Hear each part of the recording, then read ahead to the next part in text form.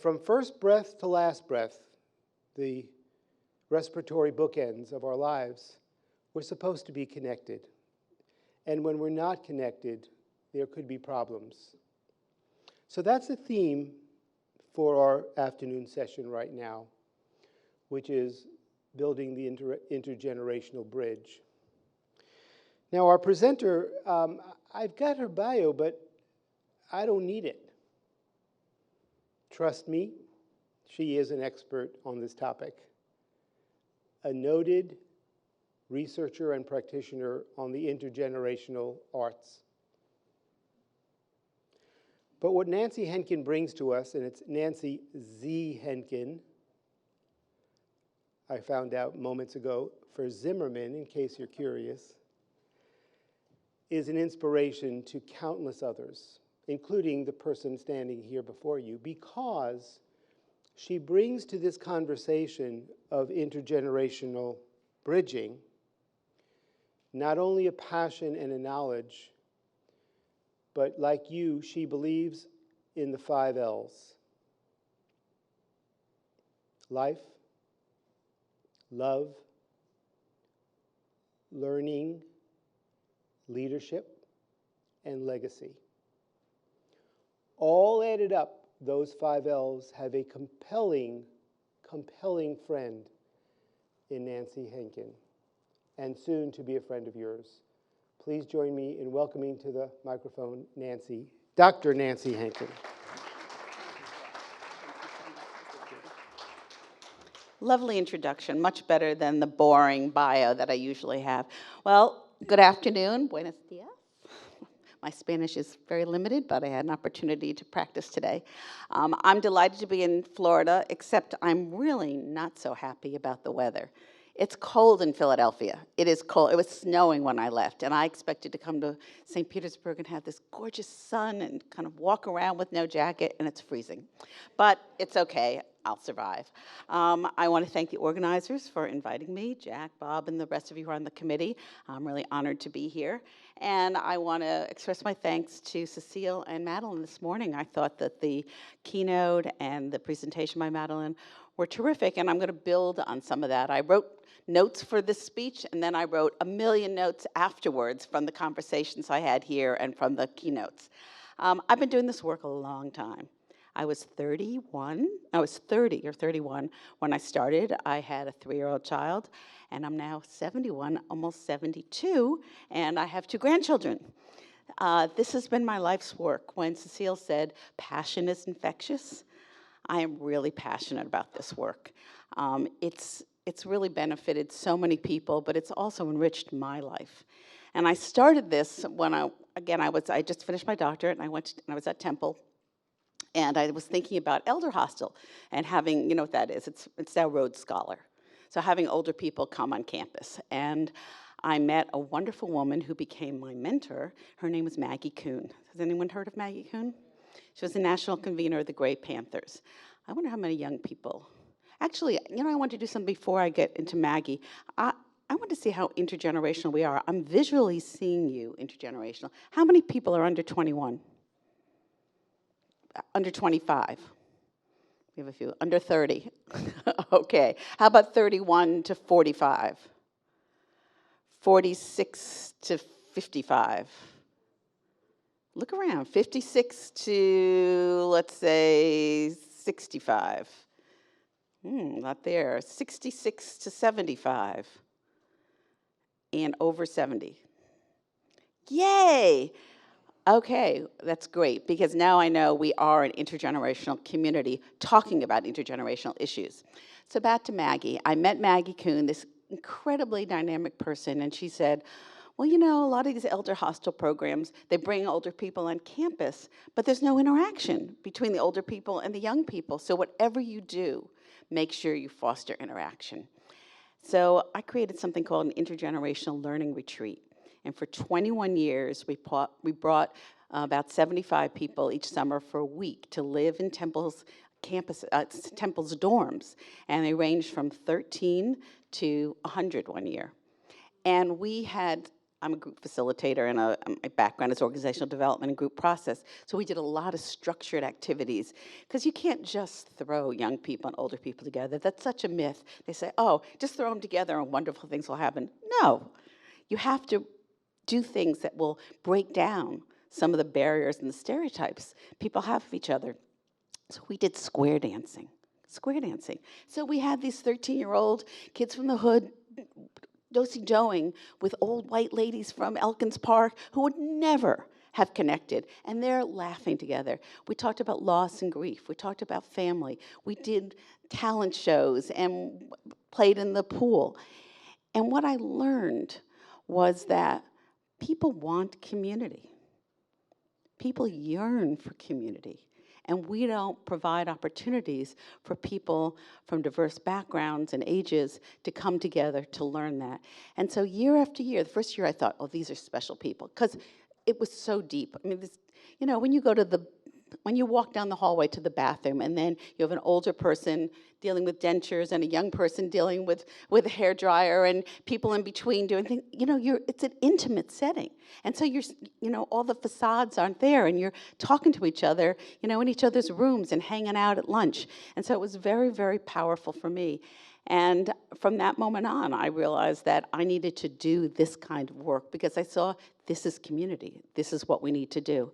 And Maggie became a mentor, and I used to go to her house, and I'm little, but she was even littler. That's what concerns me. I'm going to get littler as I get older. So she was really little, and she was a little bent over, and I'd walk in the house, and she'd go, come sit down, Nancy.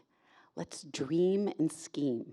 And here's this like 85, 90-year-old woman inspiring me to dream and scheme. And the motto of Great Panthers was age and youth in action. So this is kind of the way I started, and from then on I've developed, and I'll talk about some of them, lots and lots of different kinds of programs in Philadelphia, replicated them around the country and some internationally, and I've seen the promise of connecting generations. So today I want to talk about why it matters to bring generations together, what it looks like. I'll talk about different kinds of programs, what are the benefits to different age groups, what are the barriers, and how can, particularly Florida, create even more opportunities and become a laboratory for excellent intergenerational connection. So first, let's see, I think I do this, okay. Why does connecting generations matter? First, there are major demographic changes, and you know this as well as I do. You live in Florida. You know, every day, 11,000 people turn 65. Every day. 32 years have been added to the lifespan. That's enormous. This longevity revolution is having a major impact on communities. In Florida, 26.5% people are over 60. 1.2 million live alone, and almost 500,000 are limited English speakers. Some people face health challenges and need services, need support. But many others are looking for ways to remain productive and contributing members of their community. And many people, have you ever heard the term generativity? Generativity is the impulse we have, and Erickson came up with this impulse we have to guide the next generation, to think about, I am what survives of me. It's a whole issue of legacy. So Jack, when you talked about legacy, I feel I'm in my generative period. I retired a few years ago, but I was ready to give up the stress of full-time work and fundraising and supporting staff, but I wasn't ready to give up my passion. So I do feel this generative, and I love being able to not only do trainings, but to be in a mentor role, as well as be able to keep learning every experience I have. So one of the things that this longevity revolution has given us is a new stage of life. We don't have a name for it. Some people call it the third stage, then there's a fourth stage. I'm not sure what I call it, but there's no script for it. You know, our parents didn't have it, so it's that time maybe after full-time work, but before major disability sets in. And one of the differences in this time is that we look at the idea of time differently. I have a lot more hours in my day. I'm much more flexible. I can do lots of things. but I also am much more aware of my mortality. So I know that I've lived more time than I have left. And what that means is that people like me and like many of the people here want to do something that's meaningful. We want to make sure our lives matter. So a lot of research, and there's a woman at Stanford named Laura Carstensen, talks about the unique skills and characteristics of people in this stage of life to help young people who may be struggling to navigate that course between adolescence and adulthood. So some of the things she says is that people at this stage have accumulated knowledge that can help young people navigate this life course. They tend to focus on positive emotional experiences, and that's interesting also in terms of marketing to older people. The research says, you know, we know lots of things have been tough, and there's a lot of negativity out there, but many older people prefer to think about the possibilities, to think about the promises, and think about positive emotional things. I know, and many of you know, older people are resilient. You know, I used to get really upset about a lot of things, and now it's like, I don't sweat the small stuff. My pocketbook fell apart last night. The strap just fell apart. And I was thinking, 20 years ago, I would have gone berserk. I said, oh my God, how am I gonna go to this conference and not have a pocketbook? And I said, okay, we'll stop it. We stopped at Walgreens. I got some glue, put it together, and I said, okay, done. I mean, I didn't make myself crazy, which I would have done 20 years ago. Older people tend to stay more emotionally calm. Now, I'm not saying we all stay totally emotionally calm, but Carson says we tend to stay more emotionally calm during difficult periods. And I see that too. Things are relative. A crisis isn't a crisis. I had cancer 16 years ago. I'm a survivor. You know what? A lot of stuff doesn't matter to me anymore. I survived that, so I can deal with crises that maybe I couldn't have done before that. And finally, she says that when you have lived experience and you have age, you can assess multiple perspectives and handle disputes. And I think that's true too. And one of the things we're talking this morning about is how do we leave room for each other to hear multiple perspectives and to understand that my way isn't the only way, which I think for many years I really believed. Yeah. So at the same time, we have all these older people who have all these skills and knowledges and also may need some services. And we have young people. And there's major inequality among young people in this country. I was looking at some statistics in Florida. 60% of children in Florida live in poverty. 1 in 3 are food insecure. Florida's ranked 42nd out of 50 states. And these kids are really vulnerable to academic problems, to dropping out of school, to abuse and neglect, substance abuse, and developmental delays. And one of the things that really upsets me is only 30% of third graders were deemed proficient in reading in this year, in 2019's reading scores, reading tests in Florida. And my two grandchildren and son and daughter-in-law live north of Tampa in Brooksville. So I'm very invested in Florida and making sure that Florida's kids thrive just as much as Florida's adults and older adults thrive. And Yuri Bruffenbrenner, a noted developmental psychologist, said that a child's success in life is tied to meaningful relationships. And that goes back to what you were saying, Jack, about no man is an island. But kids really need that. A long time ago, Emmy Werner talked about resilience in Hawaii, and she looked at the difference between kids who were able to survive really tough circumstances and those who didn't. And one of the key factors was caring adults. If there's a caring adult outside the family, in particular, that helped kids develop the resilience and coping skills they needed. And a lot of our kids today don't have that.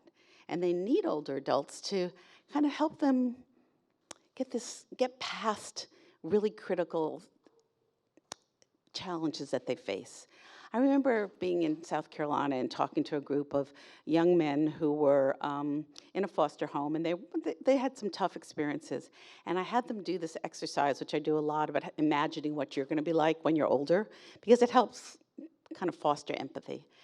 And people were talking about what they'd be like, and one young man raised his hands, and he said, I don't think I'm going to get to be old.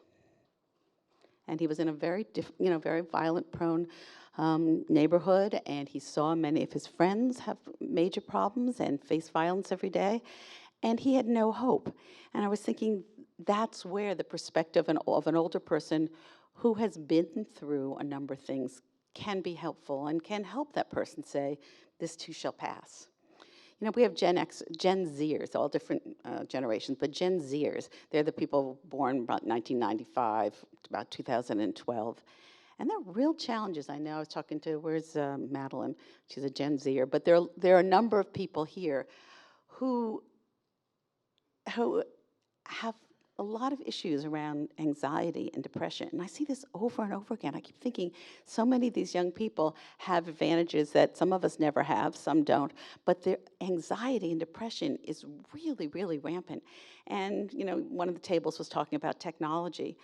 There are good things and bad things about technology. And when you're on Facebook or Instagram and you see other people doing things that you feel you can't do or having friends that you can't have, it sometimes really limits and decreases your self-image. The other thing that is really hard is just the number of school shootings and the violence that's so pervasive. So my grandchildren are 8 and 11, and they are anxious. And one of the reasons they're anxious, they have these active shooter drills. Now, I get it. I get needing to have active shooter drills. But when my 8-year-old tells me, oh yeah, we had to go into the bathroom, we had to do this and we do this, she's anxious talking about it. I don't know how we deal with that because we have to, prevent these things from occurring, but exposure to violence, exposure to bad things is much more common now. When I was growing up, and many of us were growing up, we had TVs eventually, but we didn't hear instantaneously about everything that was happening around the world, good things and bad things. And so there's a real issue about and concern about personal safety for our Gen Zers. But we also know from some of the people who are here that people in this age group have tremendous capacity to give back. And it's important for us to create those opportunities for people to give back, to feel a sense of purpose. Older people need to feel a sense of purpose. Young people need to feel a sense of purpose. The second issue in terms of demographic changes is increasing diversity. And there's something we call the generational racial divide. Whereas most of older people, about 80% of older people in this country are non-Hispanic white, a growing number of young people under 18 are children of color. And we were talking about this a lot in our small group. But what does that mean when older people don't see themselves in the faces of young people? Will they invest in things like public education? And we're seeing that, unfortunately, this is coming to pass where places like California and Texas and other places where older people are voting against increasing public funding for education. Very sad. But also how young people, if they don't understand and empathize with older people, no matter what their race, will they continue to support Social Security and Medicare?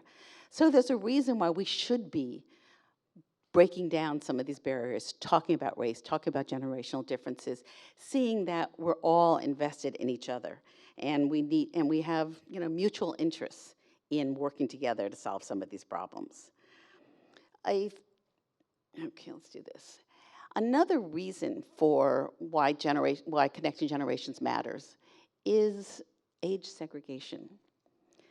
Think about your community. Kids go to school with their age peers. Older people may live in senior housing. Work has some mix, but mainly older, middle-aged people. And we don't have very many opportunities to get to know each other, to understand each other. And you can see in this, everyone's I see them as drowning. I don't know if they are drowning or they're just little islands, but whatever, they're segregated. And there are 3 types of segregation. There's institutional segregation, which is through schools and workplace and housing. There's spatial segregation, which means there are spaces where different generations feel welcomed and spaces that are conducive to getting people to build relationships and get to know each other, where they can interact. And there's cultural segregation. We use different language. We may eat different food. We may dress differently. So those are all different kinds of segregation. And has anyone heard about defining moments in terms of generational preferences and priorities? So some of the research shows that people who are born in the same birth cohort experience certain events, and those events impact how they see the world. So we have silent generation who went through the Depression and World War II. The way they interact, the way they look at money, the way they look at loyalty is different from other generations. The boomers, well, we had a lot. We had assassinations, we had Watergate, we had the space race, we had racial relations. We had Kennedy who said, ask not what your country can do for you, but what you can do for your country. That impacted me. That really impacted the way I looked at my responsibility as a civic member of society. Gen Xers, Persian Gulf War, nuclear threat, AIDS epidemic, millennials, the recession in 2008, the first major shooting at Columbine. It was shocking. And then Gen Zers, who have the technology and the frequent shootings and legalization of same-sex marriage. All of these things are really interesting. So we all have these experiences, interact, but we don't talk about why our references are different. We don't talk about our frames of reference. And as a matter of fact, we usually don't have intergenerational networks. There was just a study done that looked at who interacts with whom, and it said that 53% of people say they rarely spend time with another age group except for family members. And 18 to 34-year-olds have the least contact with other generations. So what does this lead to? Often it leads to ageism. And that's discriminatory practices or prejudicial attitudes toward people just because of age. Now, can you read this? Now, I can't read very much, but it is an ageist cartoon. And it really looks at the issue of competence. So there's a lot of research now on ageism. And one of the things that a lot of ageist things do is they, oops, your watch. Yeah, it's right here. That they, where was I? They reinforce, what was I saying?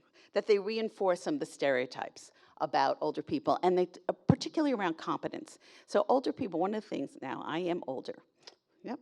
And so sometimes I get nervous that I have like early Alzheimer's, or if I can't do something, I think, oh, I'm not as competent as I was. And sometimes you look at birthday cards. Can you find a birthday card that's not ageist? You can't. Every one of them is age. They talk about you can't hear, you can't see, you can't think, and nothing. And so all of this reinforces the prejudices that people have to each other. Some of the prejudices are implicit. It's implicit bias. You just see someone, you think, that person. And it could be old to young or young to old. Or it could be explicit and real prejudice and discrimination. There's this whole concept of othering. We see people as others. And that means we demean and decrease their validity, their effectiveness, and they put them into an inferior category. And often young people don't identify with older people. Even though they're going to get old someday, they don't see that. I remember doing a speech, and I was in an elementary school. I was talking to kindergartners, which was really a challenge. And I said something about, what do you think about old people? And we were talking about it. And one little boy raised his hands, and he said, but where do old people come from? And I looked, and I said, oh, my God. And a little girl raised her hand, and she said, old people come from other old people. Which was, but it's astounding. But isn't it interesting that a child sees an older person and doesn't think, I'm going to get there someday? I thought that was really great. There are harmful effects about this.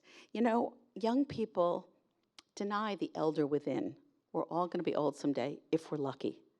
And without interacting with older people and having all these negative stereotypes and fears of aging, they deny that they too will be older, and they probably are not dealing with the aging of their parents and their grandparents. And for older people, this can be a self-fulfilling prophecy. You can start believing what you're hearing about being older. And also, and I know a lot of us do this, There's denying that we're older. How many people don't like to say your age? Okay, it's okay. You're not even that old. But there's, and I go around, I'm really obnoxious. I say, I'm 71. I'm 71. Because I think it's important to deny that. But sometimes I will think, I don't want to be considered old. And the okay boomer thing is interesting.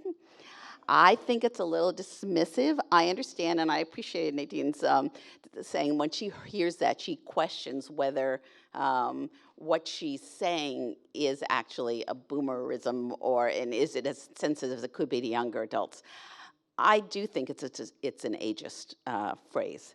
And rather than saying, okay, boomer, it'd be much better to start having dialogue and start talking about why what the person said might not have been as helpful as it could have been. Okay, we have a weekend social compact. We need to strengthen the obligations we have to each other over time. So when I was growing up, I was really close to my grandparents. They lived 20 minutes away. I knew when I grew up, I saw my parents caring for my grandparents. My parents cared for me. I knew when my parents were older, I would care for them. My father came down to Philadelphia, and I cared for him not in my house, but I was his major support for 10 years. It's hard now. We have geographic mobility. People don't live near each other. We have divorce, remarriage, second marriages, stepchildren. It's really hard to figure out whose responsibility it is to care for whom. And that's both in families and in communities. And finally, it's important to connect generations because of the loneliness epidemic. And research is, there's a big Cigna study out in AARP. Half of Americans 18 and older report feeling lonely. Isn't that phenomenal? Feeling lonely. And 1 in 4 feel they're not understood by others, and 1 in 5 feel their relationships are not meaningful. There's loneliness among older adults. We know that people who transplant, who relocate, sometimes LGBT older people, sometimes people who are divorced, widowed, alone, many of those have reported higher levels of loneliness. But you know who the loneliest generation is? Gen Z. And the research suggests that social media doesn't make you feel more connected. For many people, it makes you feel more lonely because you know you're not there, and you are comparing yourself to other people. So I think we need to think about how loneliness is connected to a higher risk of mortality. It's a major health concern, higher risk of depression and other adverse health things. So these are all reasons why it matters to connect generations. So what is intergenerational engagement? And I love the word intentionally. So it's intentionally bringing together, now this is young people and younger people. And I'm going to say younger people. I don't mean just 18 and below. I mean a variety of generations, but that the older generation is present in mutually beneficial relationships. And it's really important to think about how generations can be resources to each other and to their communities. Oops, I think I skipped one. Where's my, oh, maybe not. Okay, so it's very obvious in many families that there are intergenerational opportunities. We all have kids or grandparents. We get together Christmas, Thanksgiving, Hanukkah, whatever. And sometimes older people are caring for young people caring for older people. I'm going to give a plug. Those are my beautiful grandchildren, my granddaughters on the right. And there are many multi-generational families. In fact, the number of multi-generational families has increased by 21%. From 21 million to 42 million. And today, 1 in 5 households is multi-generational. Sometimes it's because college kids move back, older people can't make it on their own, grandparents are raising grandkids. I think there are about 500,000 people in Florida who are raising their grandchildren. And 84% of adults 65 plus have grandchildren, and 1 in 5 care for the grandchildren 2 hours a week. So you don't only have to be a primary caregiver. I know my grandchildren are down here, but I'm on the phone with them all the time. I try to come here every couple of months. We spend a month down in Sarasota, which is really fun in the March. And so there are many, many variations on the theme. There are also young carers. There are many young people who take care of older adults. And I see this a lot in many of the immigrant communities where people tend to live together. And lots of times it's the elementary school student, the middle school student, the high school student who takes care of grandma in the house who may be failing. There are also structured, formal volunteer, intergenerational volunteer programs, and I want to talk a little bit about those too. But no matter what the program, no matter what the focus, really high quality intergenerational work involves these key elements. Let me see if I can see the one. My eyes are going too. So the top one is relational. And I've been doing this work for a long time. And I know that a lot of programs start out kind of as service programs. So you have older people tutoring kids or young people doing chore services. But sometimes there isn't the emphasis on how do you build the relationships between people. So it's not just about the service, it's about fostering interaction. So as you develop these kinds of programs, how do you make sure the activities are really focused on self-disclosure, perspective taking, ways to get people to foster empathy, generational empathy. Reciprocal is the next one. I really think it's important to have everybody in these programs have an opportunity to give and receive, to teach and to learn. No one always wants to be the recipient of services. And that's, we see people as vulnerable and we say, you're a problem, here are the services and we need to help you. It's so much better to be strengths-based and talk about how people can be assets to each other to meet those challenges. The third one is respectful. Obviously, we need to be inclusive and respectful of differences in culture, race, ethnicity, et cetera. What's that fourth one say? Empowering? No, what's that fourth one say? Responsive. So I'm doing a lot of work now with senior housing around the country, and one of the things we say is, if you want to start doing intergenerational work, talk to your residents first. See what they'd like to give, what they'd like to be involved in, what age groups they'd like to be involved in, because they always say, we can't get residents to be involved. I say, well, why don't you ask people what they want to do, how they want to be involved, and then be responsive to what they want. Empowering, and we talked a lot about this morning, and certainly our Eckerd College students are doing great things. So how do you empower people to take charge? And maybe not alone, maybe have young people and older people working together, but have them design activities and design ways to come together, not just to have a staff person decide this is what you're going to do. And the next, and inclusive. It's really important to expose young people to all different kinds of older people. So what I've seen and what the research suggests is if you just send older people into nursing homes over and over again, it's going to reinforce their stereotypes about all old people are in decline. If you only expose them to affluent or very, very healthy, they're going to think everybody is like this. So diversifying experiences, including the gifted kids and the more at-risk kids, the frail elders and the healthy elders, is really important. So I'm going to talk a little bit about some of the programs I've been involved with and some of the things we've seen, because I think some of this is going on. Certainly seniors in service to Tampa and New Life Village are good examples of this. So all over the country, there are older people going into schools. This is the Experience Corps. We ran this in Philadelphia for many years. We had about 300 older people going into 20 schools in an intensive way. There are programs where people just go in for 2 hours a week. There's some that these are 15 hours a week. And again, the focus of this is helping kids in grades K through 3 learn to read.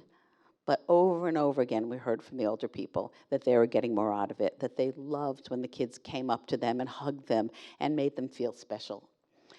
This is a program called Family Friends, and all around the country there are kids with special needs. There are parents who need respite, who need support.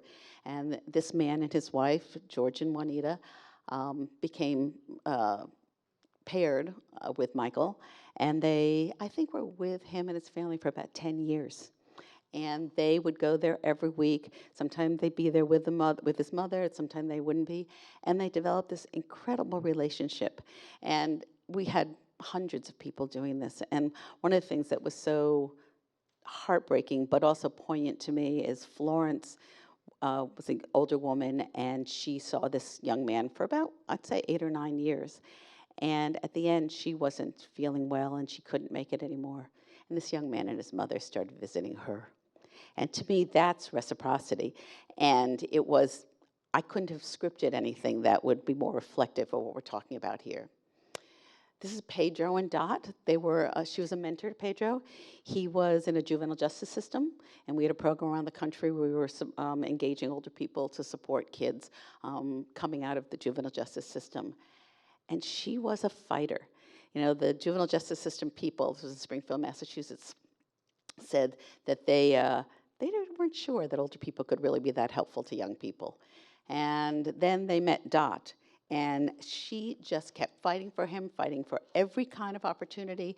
And it was actually an incredible experience to see the relationship that developed. And one of the things we have to share with mentors is that you have to define success in little pieces. So sometimes mentors come in, whatever they do, and they think they're going to totally change a person. A person who's been flunking is going to be A. Someone who was in trouble with the law is not going to be the ideal student. And one of the things that's important through all these is to help them understand success is little pieces, little steps, and you need to keep, remembering that and keep investing in young people. Older people working with early childhood, there are many shared sites, which I'll talk about a little bit, and there are older people who live in senior housing. There's a child care center there, and they come down and just interact. It's natural, makes sense, makes everyone feel good. And this was a program where older people were trained as child care workers. And they went in and read and interacted, and were on the floor with kids. And again, some of the concerns of the teaching staff at the daycare centers were totally gone when they saw how engaged the older people were. And it's very interesting to look and work in immigrant communities. We do a lot of work, younger people helping older people helping young people. In this case, this man was I think he was a teacher in China, and he came over here and he didn't know English. So we had him involved in this project where our young college students were teaching English to older immigrants and refugees. But we could see that it's okay to be learning, but this guy really wanted to teach too. And we found out he was a calligrapher. And so we had one of the students from Temple who wanted to learn calligraphy become his student. So how you think about doing it, it's not just the project itself, it's not just the goals, but how you do it. So there was reciprocity again. Young people, older people, I'm really terrible here, but that's my father. See, I'm putting all my family members in. My father was a really, really sweet man who played the bass. He was a pharmacist, and he was doing okay, living on his own until about 90. And then one day I asked him, can I help him with his bills, which he had been doing on his own, and he said, what bills? And I thought, okay, it may be time to do something else. So we had this program that we developed. I developed when I was in, I guess, maybe 2 or 3 years into being at Temple. I was in my early 30s, never thinking that I might need it someday. It was called Time Out. It's a respite program where we engage college students to provide respite to families with frail elders. Makes sense. We have social work students, we have health students, we have all different kinds of students who needed a little extra money. The families paid them $8 an hour, which was half of what a home health care agency would cost, and we'd match them. Well, my father got to the point where he was in macular degeneration, he was blind, and he started getting confused. And so I had many respite workers, and this one was Ellen, and she was great because not only did she come there and sit with him, she tried to see what his interests were, and he's playing the bass, and she's enjoying it. And one of the things, when I asked my dad, would he like someone to come, he said, no, I'm fine. When I said, we have some students at Temple who really need to learn about aging. Do you think you could teach them about aging? Absolutely, send them in. So, again, how you frame these things makes a difference. This is our program where students are teaching English to older immigrants and refugees, and we've done this all over the country. We had 33 colleges involved. And again, it was reciprocal. The young people learned so much. Those who were of the same ethnicity learned about their cultural heritage. Some of them didn't know as much. And those who were different ethnicity grew to really appreciate the strength of immigrants and refugees who came here and had to survive. Technology, we talked about technology before. There are many, many older people who don't know how to use their smartphones, who want to be able to connect with others in other states or countries. And so all over the country, there are high school students, college students, sometimes middle school students, teaching older people how to use the computer or how to use their smartphones. The thing is, you can, if you're really thinking about intergenerational relationships, you can then use that. You can do storytelling. You can interview each other. You can do videos. You can help them, establish email accounts. We have a huge digital gap. Some of us in this room are digital immigrants, and some of us are digital natives. I happen to be definitely on the immigrant side, but we need to start decreasing that gap.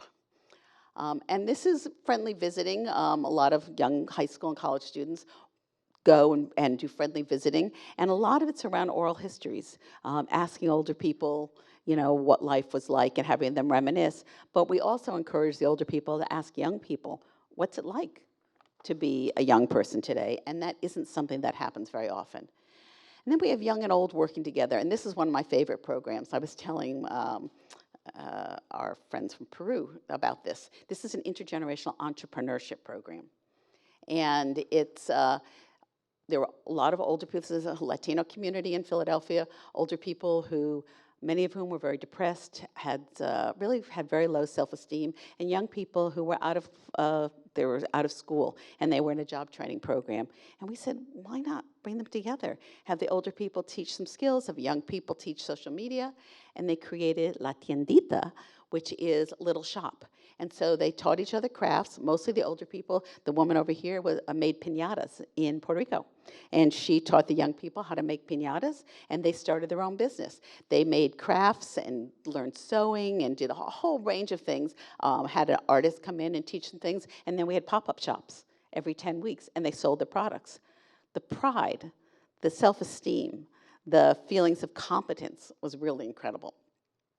These are two, I know I'm running out of time here, these are two examples of an initiative we did around the country called Communities for All Ages, where we brought different sectors of community together to address certain issues. So up here, it's on the left is Ajo, Arizona, and they're Tohono O'odham Native Americans, Hispanic and white population. There are a lot of tensions. And so they did a lot of cross-cultural programming and intergenerational programming to break down those barriers. And here's a group in Southern California that are repairing or renovating old vacant lots. And this is one of my favorite programs. This is in Minnesota. This is the Karen community from Myanmar, Burma, and they have a real problem with chewing betel quid. It's like tobacco and it's really dangerous and can lead to cancer. Young people and older people had never worked together. And we created this intergenerational anti-tobacco program, and young people and older people, they went through a lot of training, they learned about each other, they interviewed each other, they looked at what the barriers were to reducing this use of betel quid, and then they worked together to do a whole anti-tobacco campaign. Obviously, the benefits are enormous. For young people, they gain self-esteem and a sense of purpose, and they get the caring adult that they need in their lives. Older people learn, again, self-esteem, have an opportunity to be generative. And there are lots and lots of benefits that the research demonstrates, and as well as increased health for older people. There's Linda Fried from, who's at Columbia now, did an evaluation of experience score, which no one knows about. And she saw that there's a decline in, a decrease in the decline in cognitive and physical abilities among older people who are engaged in experience core. And mostly for communities, it's just about, we lose the assets of all these people when we just dismiss them and not bring them together. So there are lots and lots of barriers. I hear all the time things like, we don't have enough time to plan this. We don't know how to plan it. We don't have funding. We have a hard time attracting volunteers. And we're not sure how to manage older adults, or we don't know what to do when we have this multi-generational workforce. Who supervises whom? Is it uncomfortable to have a young person supervising an older person? All those intergenerational, interpersonal issues. So there are barriers to organizations that can be addressed, but it's important that they not be the elephant in the room. And for individuals, some individuals just aren't asked. Because we're not that inclusive, like limited English-speaking elders often aren't asked to participate. People with disabilities often aren't asked to participate. So just asking individuals is important. Some opportunities aren't geared to either the culture or the needs or the interests of older people. So whereas the old paradigm was volunteers will come and stay with the organization forever, no matter what you ask them to do, they'll do it. That's not so true now, particularly with people our age. We're going to walk if it doesn't meet some of our own personal needs as well as meet organizational needs. Often there's a lack of flexibility. People say you can, organizations say you can only come on Tuesdays and Thursdays from 10 to 12. Well, what if you can't come then? Many times you have to figure out what's the dance between, what the person needs and what the organization needs. My father was dating an older woman. He was in his 80s, and she was about 4 years older. She used to come down to Florida, to Sarasota, to Longboat Key, and she said she wanted to volunteer. She could not find a place to volunteer. She was only here. She was here for 4 months. So again, how do organizations use snowbirds in a way that can be helpful? But she said she's a great writer and she wanted to help write. No one was flexible enough to say, you could do something. Finally, she told somebody, I could write your newsletter. And they actually engaged her. And there's a lack of confidence. Many older people don't feel confident that they can do the work. And sometimes young people don't feel confident they can be effective with older people. So there are many ways of looking at how do we increase. So I have about 5 more minutes. Can I have? Okay. I'll just start talking fast. That's what happens when I never think I have enough to say, and then I start speeding up at the end. So organizational capacity building. We've learned a lot about what makes good programming. We've learned a lot about how to foster relationships. Generations United, or where I'm a senior fellow now, Encore.org. There's lots of information out there. We have to figure out a way of disseminating that information and building the capacity of organizations to do this work well. So there are lots of universities represented here. You could have a repository of evaluations of training materials. There could be regional trainings around Florida. And there's just a lot of things to think about. How do you get organizations to develop compelling opportunities for young people and older people? How do you foster meaningful relationships? How do you reach out to diverse populations? How do you design meaningful activities? How do you do evaluations? Those are all things that could be done. And when I was at Temple, and then I'll do it anymore, we did a lot of this around the country, and it really planted seeds for people and gave them the impetus to move forward. Purposeful partnerships. I always tell people partnerships are more important than programs. Again, I'm working with senior housing. Senior housing life care communities, often they're like a block away from a school or a YMCA, and never do they interact. If you can build partnerships between youth organizations and older adult organizations, they can be sustained for years and years and years. And within government, too. You have your recreation department, or I don't know what they have, your elder services, human services, youth, community, families and youth. Often there's no collaboration. So really thinking about how do you promote purposeful partnerships is very important for making Florida and this concept be more pervasive. Intergenerational gathering places. This is something I really feel strongly about. We have libraries. We have rec centers. We have coffee shops. We have community centers. We have parks. How many of them intentionally bring generations together? How many intentionally foster interaction? And I think the more we can think about how do you create learning opportunities and other kinds of activities in these spaces. There's shared sites now that are coming around the country. I don't think there are many down here. Adult daycare, child daycare, senior centers and schools, child care and a long-term care facility, intergenerational housing. There's some communities, well, you can learn about New Life and Bridge Meadows and Generations of Hope, where it's intentionally intergenerational, and it's a normal way of living. And there's a new initiative for Generations United called Grand Dorm, where they're trying to look at how college students who have a lot of debt might live with older people to give them companionship, a little money, and the college students get very reduced rent. So the last thing is culture change, and I think this is the most important. Building intergenerational engagement really requires a new way of thinking and acting. Really requires a lens. How do we do things differently? How can we be creative? So first we have to change the way we look at the life cycle. You know, we used to think about the life cycle as 3 boxes. You're young, you go to school, you're middle-aged, you work, you're old, you hang out and do nothing and have fun.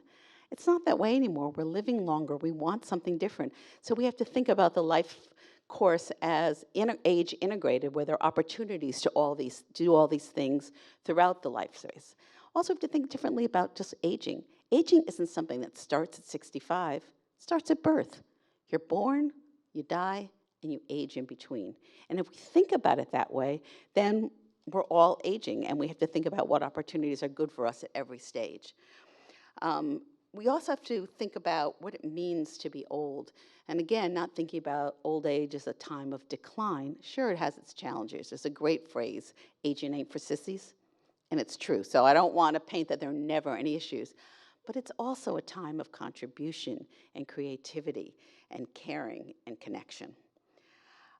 We also have to figure out a set of values. So we think so much about independence. You know, we grow up thinking you have to be independent, you have to be independent. You can be dependent when you're little, but as you grow older, you have to be independent.